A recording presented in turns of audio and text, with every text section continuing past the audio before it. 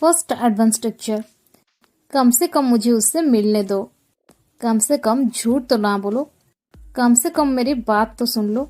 Guys, इस प्रकार की सेंटेंसेस को हम हमारे डे टू डे लाइफ में बहुत यूज करते हैं। इस प्रकार की सेंटेंसेस को हम इंग्लिश में कैसे कहेंगे, इसके लिए कौन से स्ट्रक्चर की यूज करेंगे, आज के इस वीडियो में हम सीखने वाले हैं।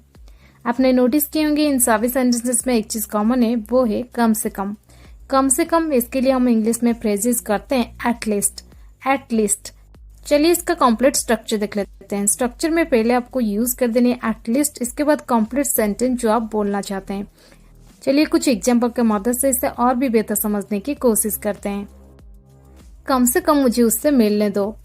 At least let me meet him. At least let me meet him. कम से कम झूठ तो ना बोलो। At least don't lie. At least don't lie. कम से कम मेरी बात तो सुन लो। At least listen to me. At least listen to me. कम से कम उसने अपनी गलती तो मान ली। At least he accepted his mistake. At least he accepted his mistake. कम से कम उसने कोशिश तो की। At least he tried. At least he tried.